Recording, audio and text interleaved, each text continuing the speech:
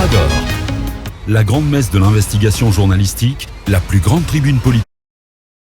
Avec Aboubacar Diallo, Talibé Bari, Mamadou Ouri Diallo, Akoumba Diallo, Kabinet Fofana, Mohamed Kaba, Ibrahima Lincoln Souma, Mamadou Diambaldé. Bonjour, merci de nous choisir pour savoir et comprendre l'actualité en Guinée. Malgré le sel de la terre, comme on peut le constater au sein de toutes les composantes de sa société et dans tous les domaines d'actualité, la Guinée peine à trouver le bout du tunnel. Les raisons, un manque de confiance entre les acteurs et bien d'autres qui continuent de gangréner le vivre ensemble. Encore une fois, le pays n'est pas loin de s'engager dans une impasse.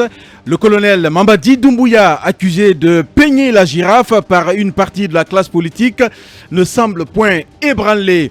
L'homme du 5 septembre déroule. Il doit présider ce matin la session inaugurale du cadre de concertation inclusif. Une cérémonie à laquelle sont invités les coalitions des partis politiques. Entre autres, on le sait, le G58, composé de plusieurs dizaines de partis politiques, insiste sur la mise en place d'un cadre de dialogue strictement politique.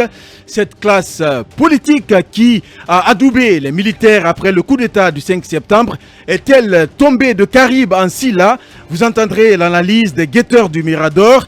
Et cette autre question, faut-il s'attendre à un cadre de dialogue qui mettrait face à face politique et CNRD?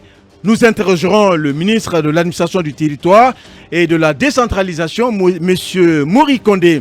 Comme face à un panier à crabes, ça bouge dans tous les sens. Tenez, le FNDC, Front National pour la défense de la Constitution, vient de transmettre via ses avocats au procureur général près la cour d'appel de Conakry un premier lot de preuves des dénonciations des crimes et exactions commis sous le régime d'Alpha Condé et la liste des personnalités directement ou indirectement impliquées. Réaction à suivre.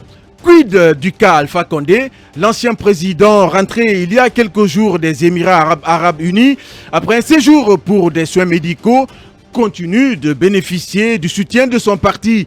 Dans une déclaration, le RPG Arc-en-Ciel et ses alliés réitèrent avec insistance leur demande de libération totale et inconditionnelle de l'ancien président Alpha Condé. Nous ferons une analyse suivie de réactions d'acteurs. Vous l'aurez constaté, il y a encore du grain à moudre ce matin.